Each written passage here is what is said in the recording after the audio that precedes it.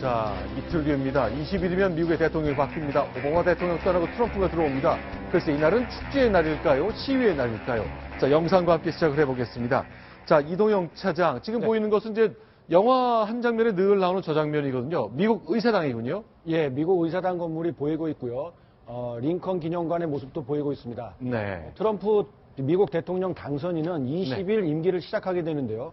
그에 앞서 취임식은 19일부터 사실상 시작이 됩니다. 네. 첫 공식 일정으로는요. 우리나라와 비슷하다고 볼 수 있는데 네. 알링턴 국립묘지에서 헌화하는 행사부터 시작을 하고요. 여기군요. 19일날요. 지금 하늘에서 찍은 알링턴 국립묘지의 모습이거든요. 저렇게 하얀 돌들이 전부 다 무명 용사들 그리고 미국을 위해 목숨을 바친 군인들의 묘비입니다. 그렇습니다. 미국을 위해서 목숨을 잃은 그 호국 영령들을 기린다 이런 의미에서 헌화 행사부터 시작을 하고요. 그 네. 이후에는 링컨 기념관으로 이동해서 환영 행사를 거친 뒤에 그날 밤에 백악관으로 들어가서 하룻밤을 묵게 됩니다. 그리고 나서 네. 20일 되면 본격적인 취임식이 열리는 겁니다. 아하, 전날 밤 묵으면서 시작을 하는 거군요. 그러니까 자, 링컨 기념관 백악관 사이 이렇게 워싱턴 시내 강가에서 이제 이쪽은 버지니아주고 이쪽은 워싱턴 DC라는 수도인데 강 건너 백악관 쪽으로 다가가서 하루를 보내는 거군요. 자, 그러면요. 좀 저희가 궁금한 것 중에 하나가 자, 오바마가 떠나고 취임하고 이런 장면 많이 봤거든요. 결국 선서의 내용도 굉장히 궁금하고 다양한 일들이 있을 것 같습니다. 자, 어떤 특징들을 좀 꼽을 수 있겠습니까? 예, 일단 이제 20일 두 번째 날입니다. 진짜 네. 취임식이 있는 그날인데 일단 네. 백악관에서 하루를 묵고요. 그리고 의사당으로 이동을 해서 오전 9시 반에 취임 축하 공연을 보고요. 그리고 네. 낮 12시에 취임 선서 및 연설을 합니다. 네. 취임 선서할 때 이제 성경에 손을 얹고 네. 선서하지 않습니까? 예. 근데 오바마 전 대통령은 링컨이 취임식 때 썼던 그 성경을 사용했었다고 하는데 저기 트럼프 대통령은 어머니가 쓰시던 성경에 손을 얹고 선서를 한다고 합니다. 아, 그렇죠. 저도 기억납니다. 이렇게 부인이 같이 쓰고 부부가 있어서 손에 얹고 선서를 하는데 예. 링컨 대통령이면 벌써 150년 전이잖아요. 그때부터 썼던 성경을 계속 쓰다가 이번에 바뀌는 거군요. 그러니까 그때부터 썼던 거라기보다는 어쨌든 그때 그 취임식에서 링컨이 썼던 그 성경을 지금 보시는 오바마 대통령은 사용을 했고 네. 그렇지만 트럼프 대통령 당선인은 그게 아니라 어머니의 성경을 쓴다는 것이고요. 네. 그리고 취임 선서를 하고 오후 3시에 네. 그 펜실베니아 거리에서 한 90분간 거리 퍼레이드가 있고요. 그리고 워싱턴 컨벤션 센터에서 저녁 7시에 축하 무도회가 있을 예정이라고 합니다. 네, 서서히 걷는 것, 결국 취임하는 것, 많은 사람들이 현장을 찾고 그러는데, 뭐 100만 명 안팎의 미국인들이 전 세계에서 모이고 해서 이 워싱턴 DC의 한복판을 덮게 되는 겁니다. 바로 이 장면을 보여주는데, 그렇죠. 대법원장이 선서를 주도하잖아요. 로버츠 대법원장이. 예, 지금 벌써 8년, 얼굴을 보니까 4년 전인 것 같은데, 재선을 하고 나선 것 같은데, 오바마 대통령이 취임 선서하는 모습이군요. 로버트 대법원장 앞에서요. 네. 그런데 이제 내일 저 장면에서 주인공이 오바마 대통령에서 트럼프 당선인으로 바뀌게 되겠죠. 네. 자, 저게 벌써 4년 전, 8년 전 모습이군요. 자, 미국인들이 왔던 모습 저희가 쭉 보고 있습니다. 그런데, 비용이 굉장히 많이 드네요. 2천억 정도 쓰나 보죠? 예, 엄청난 비용이 들어간다고 하는데요. 네. 2억 달러, 우리 돈으로 2,300억이 넘는 돈인데 네. 절반가량은 트럼프 당선인이 모금을 해서 충당을 한다고 하는 것도 좀 특징적인 내용인 것 같습니다. 네. 알려진 것처럼 네. 참석 인원은 오바마 대통령 때보다 절반 수준으로 뚝 떨어져서 네. 8, 90만 명 정도가 참여할 것으로 그렇게 예상이 되고 있습니다. 그렇죠. 미국 대통령도 우리 대통령과 마찬가지로 국민이 뽑은 선출된 의원들이 있는 의사당에서 선서하고 임기를 시작하는 것, 그건 뭐 공통적인 전통 같아 보이네요. 근데 저 표에서 지금 가장 눈에 띄는 게 비용이 아니고요. 네. 역시 취임 직전 지지율입니다. 네. 오바마 대통령은 83%라는 지금 압도적인 재선할 때죠. 네. 83, 처음 취임할 때. 처음 취임할 때군요. 2009년이니까 83%라는 압도적인 지지율을 이렇게했는데 트럼프 당선인은 반이 안 됩니다. 44%에 불과합니다. 자, 그러니까 분열 속에 임기를 시작한다는 것, 그야말로 참 미국이 맡고 있는 중대한 위기를 보여준 것 같습니다. 통합을 강조하지만 글쎄요, 그거 가능할지 모르겠습니다. 워낙 분열적이고 논쟁적인 대통령 후보가 당선됐기 때문이겠죠. 네. 자, 그럼 조금 더 살펴보겠습니다. 그러면 자, 다른 나라 취임식은 어떤지 모르겠습니다. 역시 총리가 나라를 이끄는 국가와 그리고 대통령이 이끄는 국가가 좀 달라 보이네요. 그렇습니다.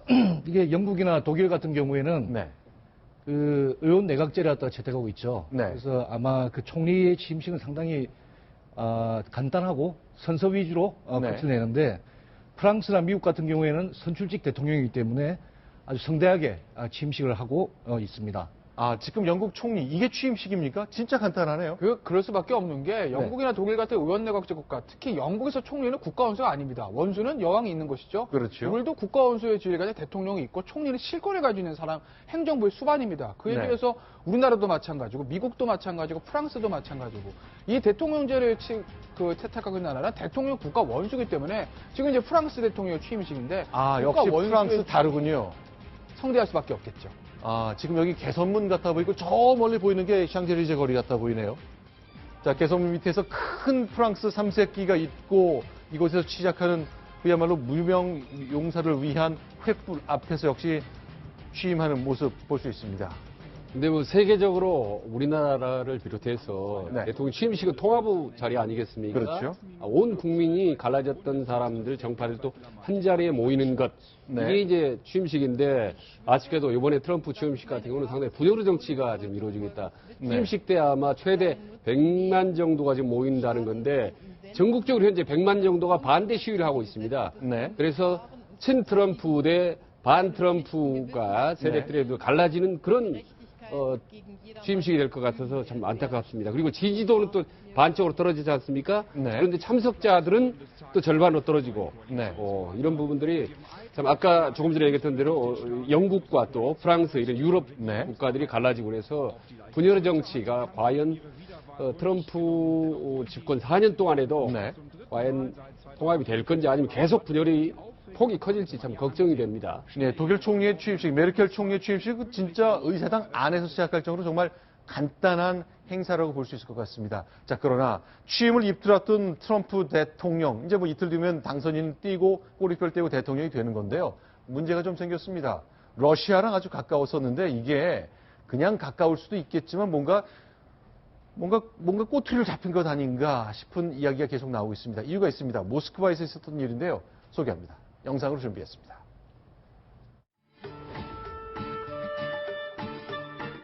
It's all fake news.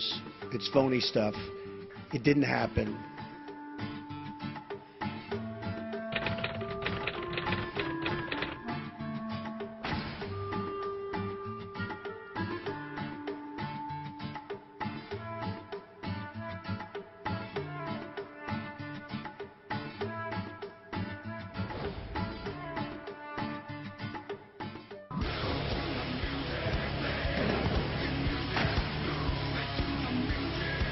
А вот люди, которые заказывают фальшивки подобного рода, которые сейчас распространяются против избранного президента США, фабрикуют их и используют в политической борьбе, они хуже, чем проститутки.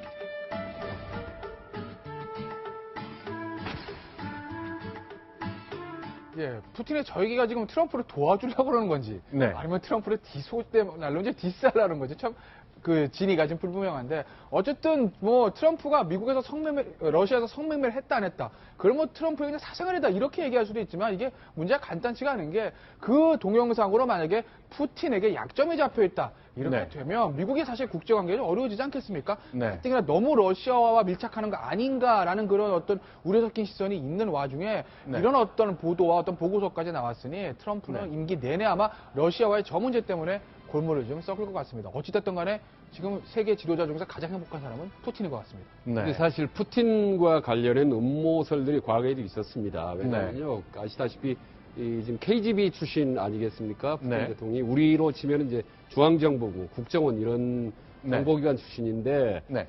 크렘린 정치의 어떤 은밀한 공작 정치를 많이 해왔다라는 그런 얘기들이 사실 오래전부터 있어 왔는데 네. 이번에 트럼프 취임식을 불과 이틀 앞두고 저런 큰 건이 터져서 네. 저 아마 계속 미국이 아마 분열의 그런 혼란, 갈등의 늪으로 빠지지 않나라는 것도 걱정이 되네요. 알겠습니다. 자, 이틀 남은 앞으로 다가온 트럼프의 취임식 다양한 이야기거리를 남고 있습니다만 글쎄요. 대통령 취임할 그 사람 외국 나갔다 성매매했고 그것이 영상에 고스란히 찍히는 바람에 러시아한테 약점 잡혔다 이 꼬리표를 달고 4년을 가야 되는 걸까요?